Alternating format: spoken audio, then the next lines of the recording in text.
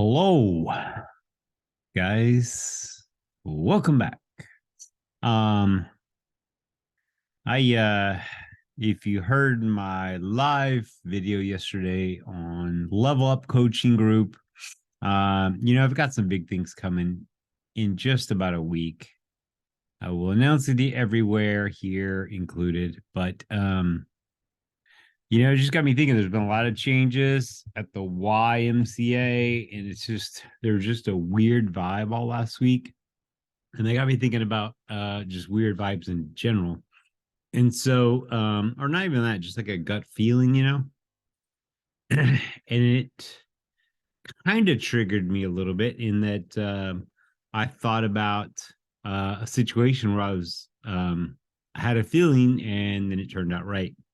So several years ago, I was kind of in this really tough financial situation, and my mindset was to be open to possibilities that were coming. And what that meant was I was saying yes to a lot of things because I need to make money.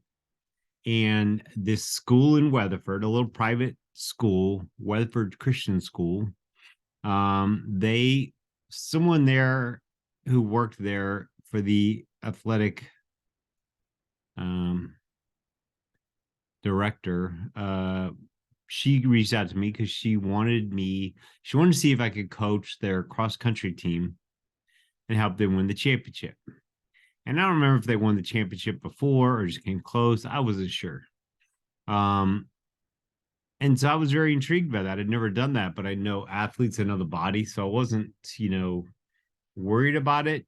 And I, so I met with them, and I didn't have a great feeling about it because I could tell this person, the guy who was the athletic director, he was kind of all over the place, which always tells me he's not real good at his job, but he's good at finding people to help him. I don't know.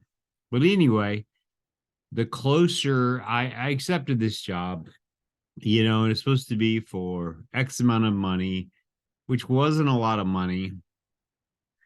But then I found out after we already agreed to everything that they were going to it wasn't just like a lump sum money. They were taking out taxes and all that stuff. So then the amount of money I agreed to was not actually what I was getting because they're taking out taxes, blah, blah, blah.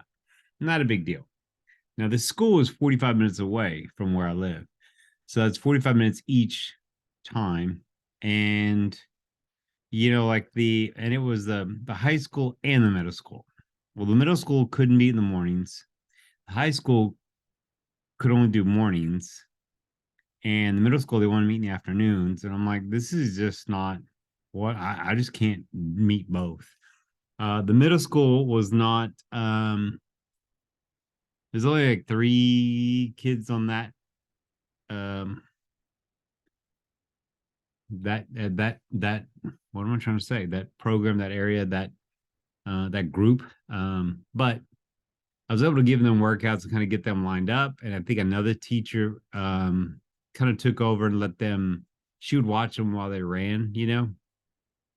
And anyway, I met with them, I did other stuff, and kind of had them, before we started game workouts to do. I had a few of them who had Garmin's on Training Peaks. So I could kind of measure what they're doing or kind of, pull them back if I need to. Um, and what was weird is they weren't really concerned about building a program. So it was more they wanted to just keep these middle school kids busy, while they just took advantage of the fastest people on the team. Now, the high school, the girls had one person, one female on the team, which meant to go to the state championship, we had to get 4 more girls to be on there. You got a minimum of 5. And so we ended up getting, 4 just to show up for that. Now, they didn't even train with us. But, I could tell something was off because I'd mentioned that I had played football before. I kind of know how to, uh, I've just learned how to see what athletes doing and tweak what they're doing a little bit, and they can perform better. And so someone had mentioned I could look at the quarterback or maybe help them, or I wasn't really sure how we decided that, but I'm texting the coach who is the athletic director, and I said, when are you guys practicing? He's like, oh, Wednesday this time. And or no, I can't remember what he said, but he basically just said they weren't. And I had to go out there one evening to mow a path, and they were practicing.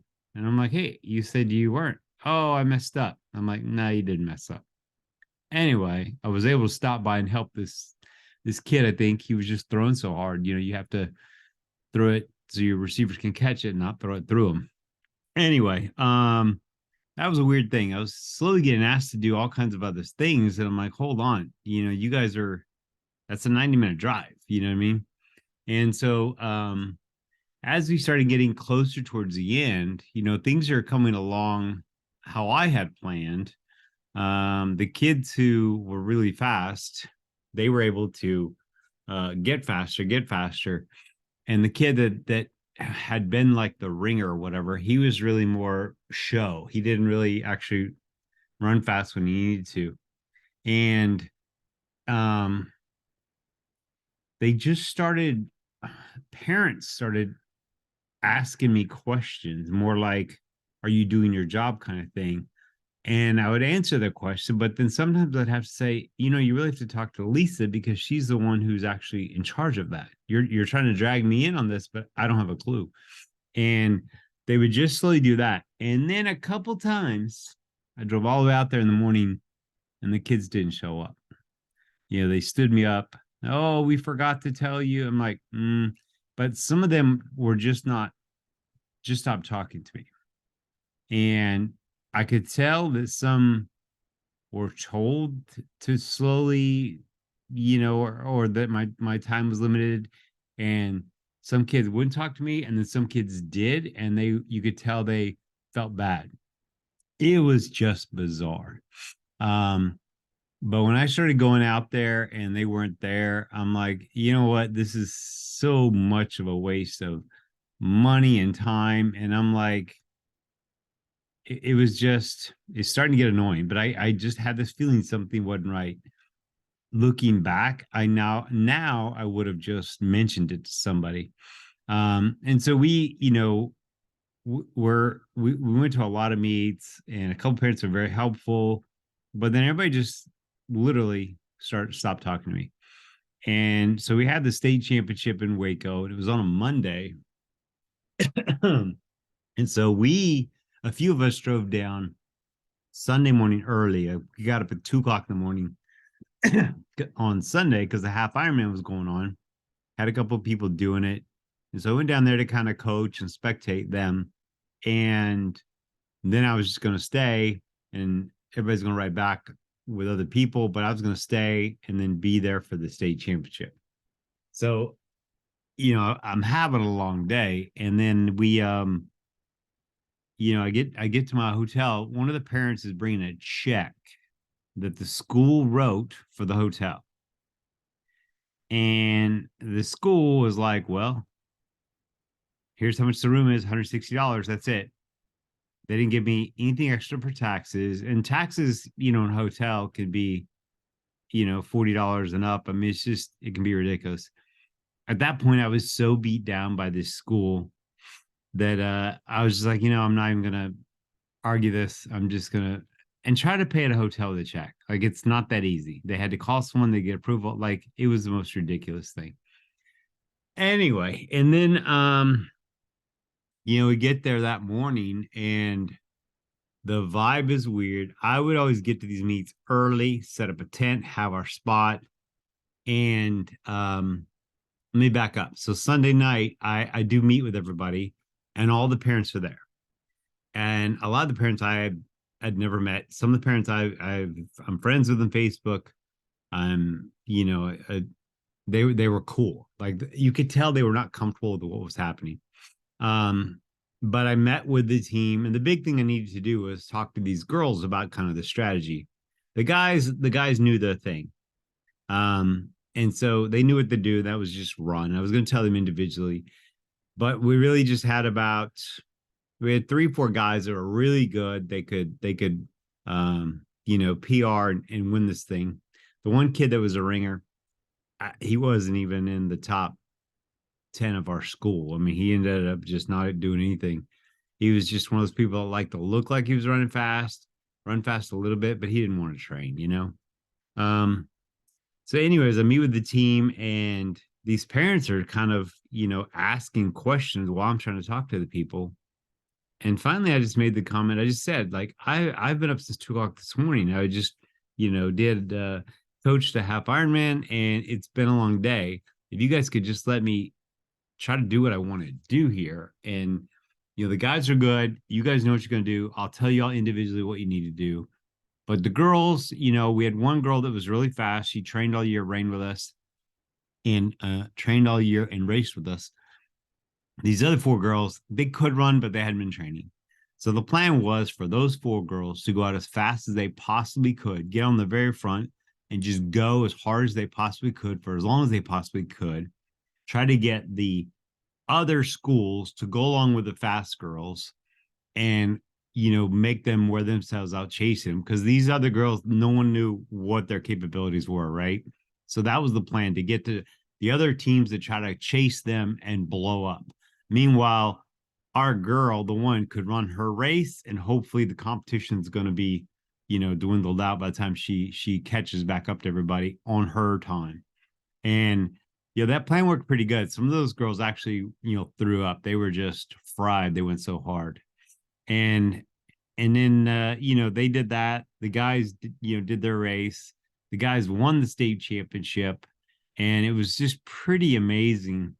And I had met with these guys when I first met them and had them kind of write down their goals and things like that.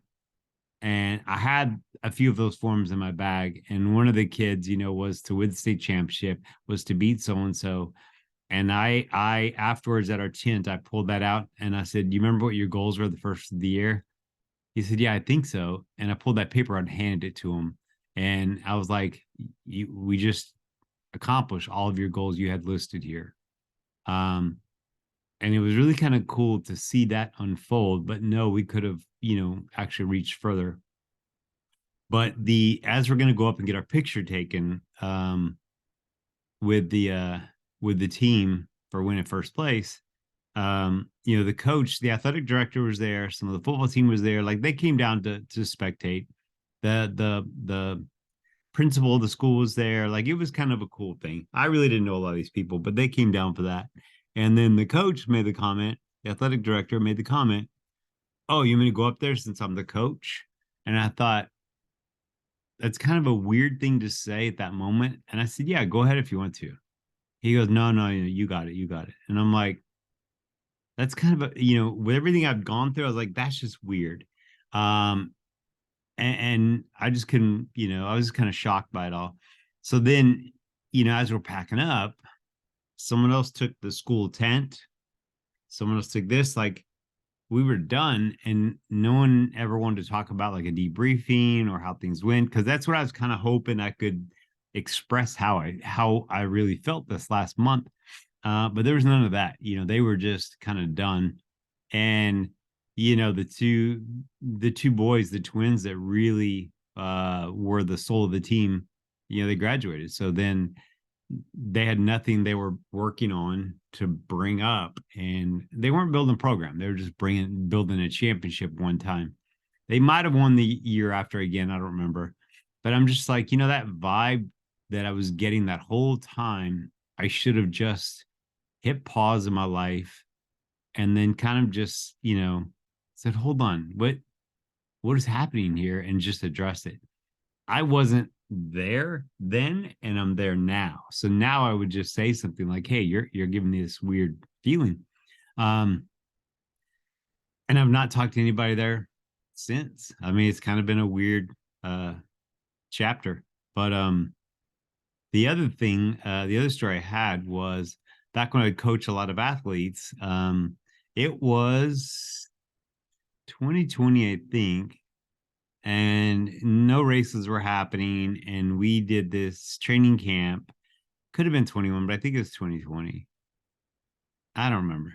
We did this thing where a group of us just went down towards Austin, rented a house, and we were just going to train. We didn't know the area, and there was two guys there that I was coaching, and it was like the 10th or 15th of the month, So normally clients would pay the first of the month, and these two guys just hadn't paid yet.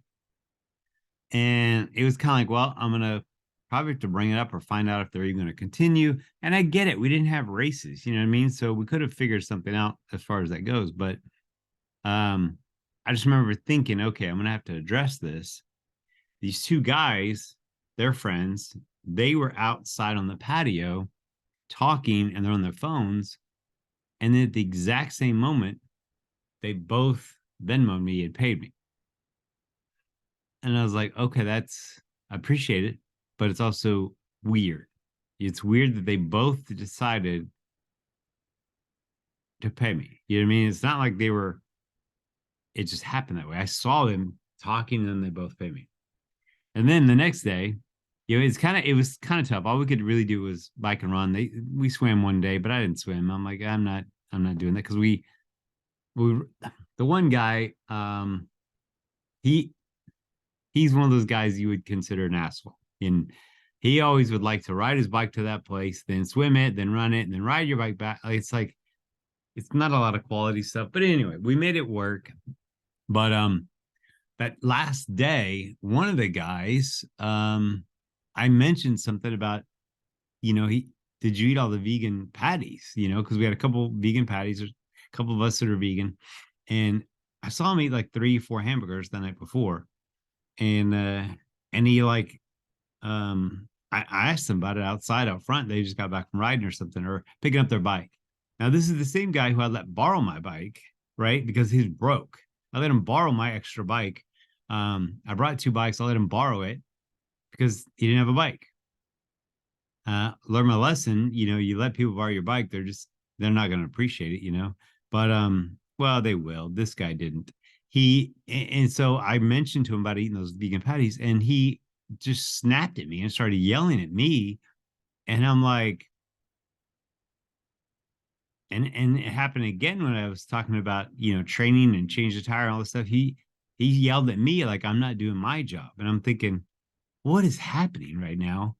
And I realized that's kind of, his way of moving from me to another coach. He had to create some kind of argument or a fight, but I just knew something was about to happen, and these two guys did, within a couple weeks, they let me know they were not going to be with me anymore. They're going to move on, which I always appreciate that. There's been so many people that will leave me and don't even tell me. Like this one guy, he's been around a couple of years, lives out in Weatherford near that school. Maybe there's some in that water, but he just decided he wasn't going to be training with me. Didn't say a word. He's with someone else. And now he's making things awkward. Like they just don't break up well, I guess is what you'd say. But back to kind of the moral story. If you got to trust your gut. If you feel like something's off or not right, you're probably right. And you needed to kind of just stop and go, hold on. Am I being paranoid? Like, oh, why are they not texting me back? Are they mad at me? That's paranoid because of your insecurities, right? But I'm saying if you're in a place and you're getting a weird vibe about somebody or something or a situation, you got to address it. Or chances are, I mean, your gut feeling's right. So we just went through a bunch of that at the Y. I mean, it was a weird vibe in the air, and I think someone knew things were coming, and it was just bizarre. So there you go. You ever get that gut feeling? Just trust it, because you're probably right. All right, guys, that's it for now. I just wanted to share that story with you all. I hope it can help in some way, but we'll see. All right, till next time. Bye.